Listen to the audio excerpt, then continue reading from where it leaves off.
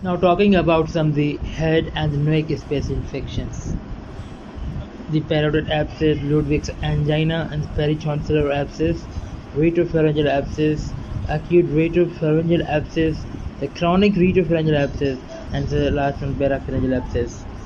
And the parotid abscess, which is the supposition of the parotid space, the deep cervical fascia, which is splits into two layers, superficial fascia and the deep fascia.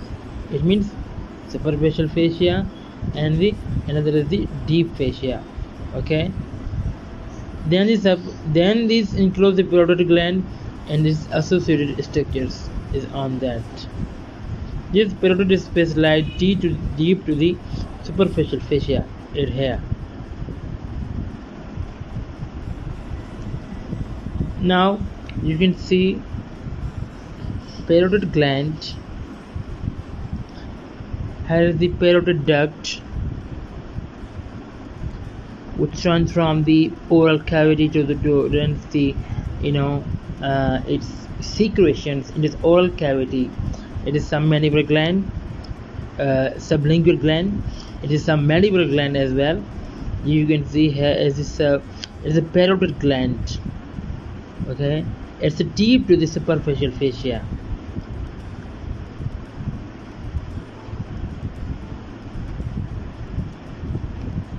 Now, parotid space includes the parotid gland, the parotid lump node and facial nerve, external carotid artery, and the retromandibular vein. Now, we will discuss about etiology. What is the etiology of the parotid gland? Dehydration in post-surgical cases and rehabilitated patients with stasis of the salivary flow is the predisposing cause. Okay, because they have obstruction in the maybe the duct of the parotid gland. You can see here the duct from the parotid gland, which is obstructed due to any cause, due to any infection. That's why the salivary glands are not reached at the oral cavity. That's why this is also main cause of this parotid abscess.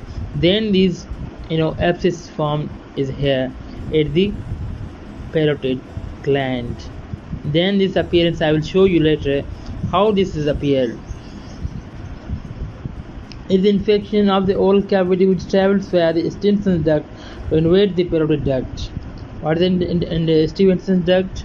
A duct which also known as the parotid gland to the parotid gland. It is the oral cavity.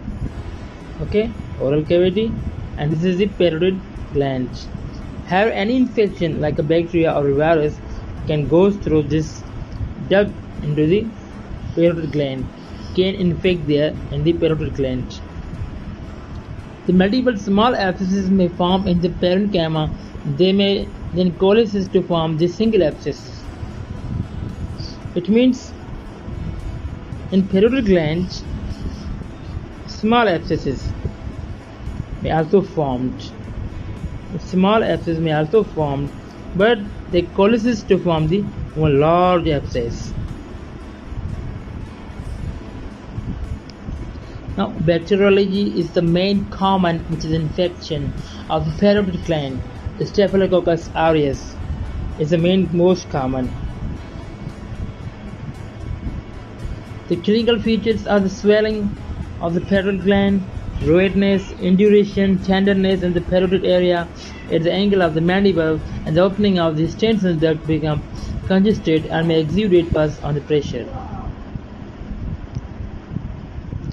You can see something, furuncle of the upper lips, lingual furunculum, sublingual plica, sublingual furunculum of the lower lip as well.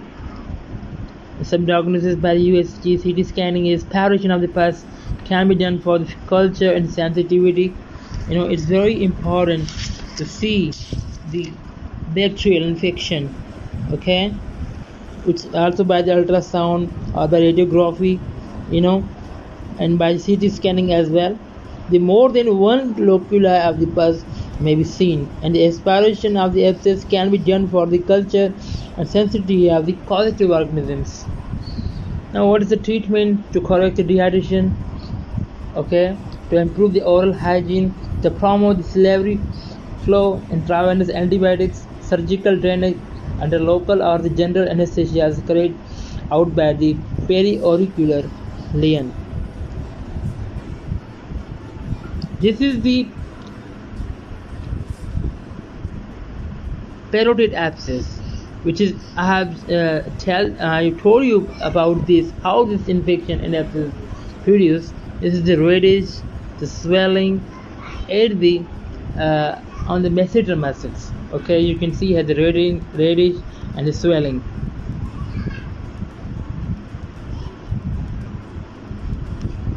Here is some points about the parotid gland. At the parotid ducts, you can see here the parotid duct, which is inflow into the oral cavity for the to carrying the salivary secretions. If it is blocked, then it will be swell and the obstructed, and which causes the abscess formation at the parotid glands. It's all about the parotid abscess.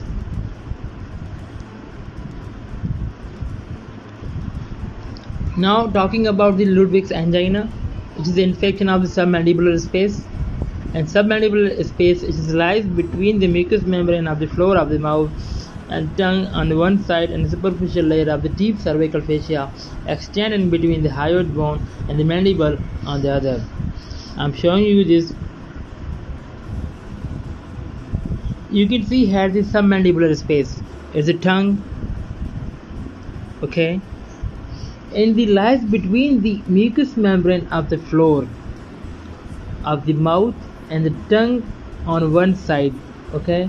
There is a superficial layer of the deep cervical fascia extending between the hyoid bone and the mandible on the other, okay. It is divided into the two compartments by the mylohyoid muscle. Sublingual compartment, you can see here, sublingual compartment as well, submandibular compartment, okay. Now what is this and how this, what the space of the LUDWIG'S angina, okay. It is a space, it is lesion, or we can say a space which lies between the mucous membrane of the floor of the mouth. If we can say it is the floor of the mouth, okay, it's the floor of the mouth, and it is the tongue, okay. This all is known as the submandibular space. Here this infection of, we can say, LUDWIG'S angina is occur. You can see here now is clearly about the mylohyoid muscle, which divide the two compartments. Above one is the sublingual compartment, lower one is the submandibular compartment, okay. Here we can see the tongue, and there's the mucous membrane of the floor of the mouth and the tongue. There is the space which is known as submandibular space, okay. It's the sublingual space, you can see here sublingual compartment and submaxillary or submental compartment below the mylohyoid muscle. The two compartments are continuous around the posterior border of the mylohyoid muscle, okay. The LUDWIG'S angina is infection of the submandibular space. The infection of the submandibular space is known as the LUDWIG'S angina.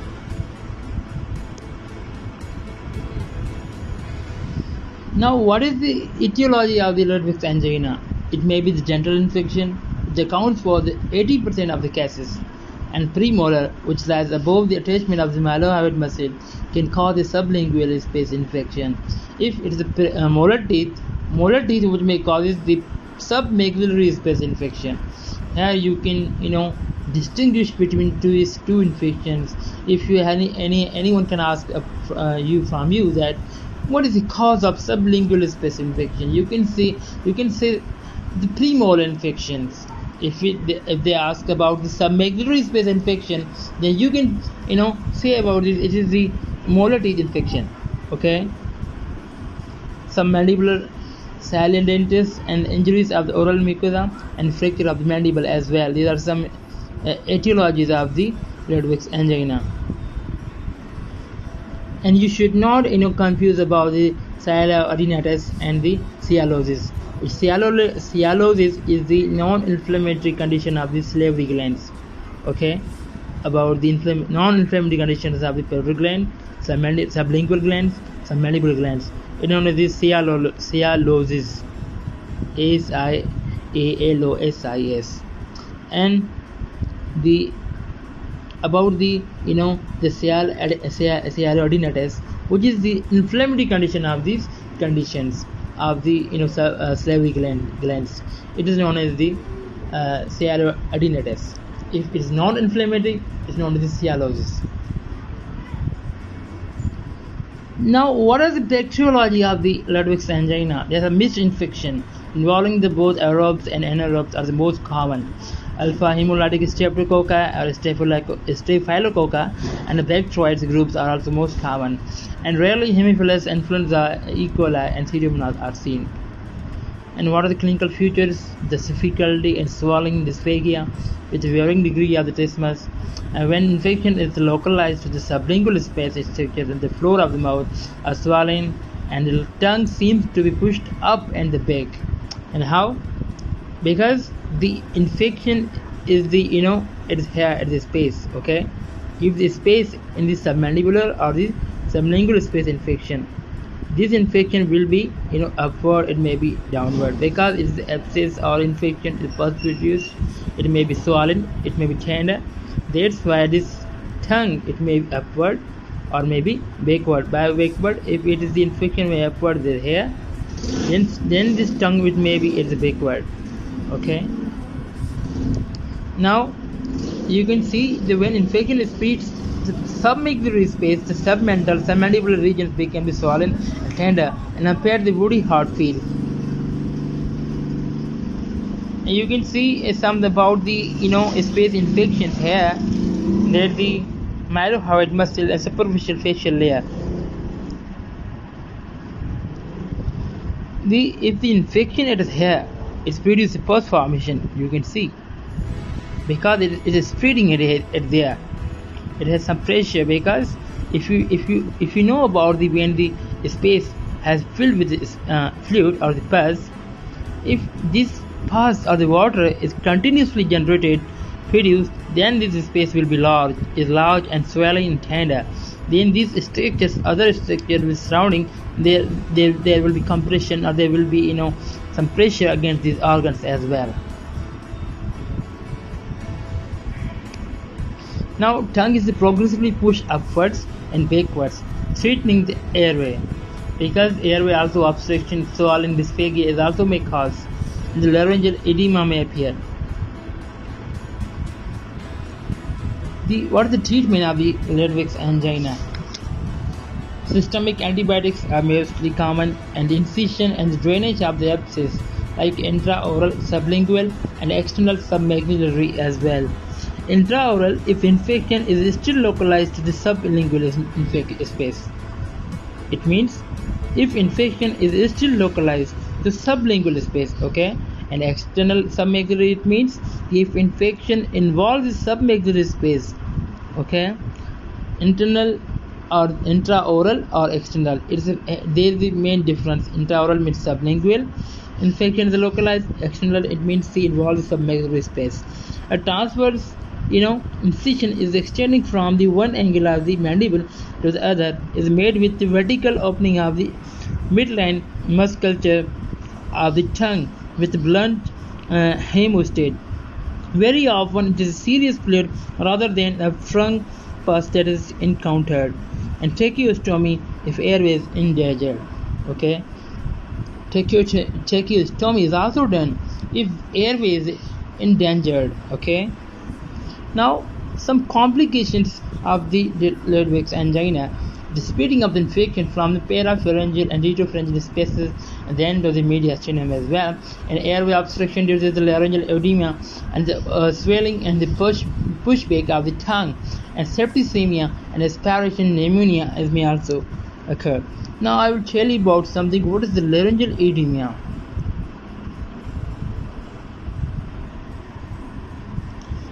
Now I will show you something about the laryngeal edema. You can see it is the epiglottis. It's very inflamed, very thick, and it is very obstructed. You can see how we can, and the breathe. You can take breathe. It's very, difficult to anybody to, breathe, because all airways are obstructed, edematted, and this infection is very is complicated if you don't treat it. Okay, this may require tracheostomy as well. This is all about the Ludwig's angina.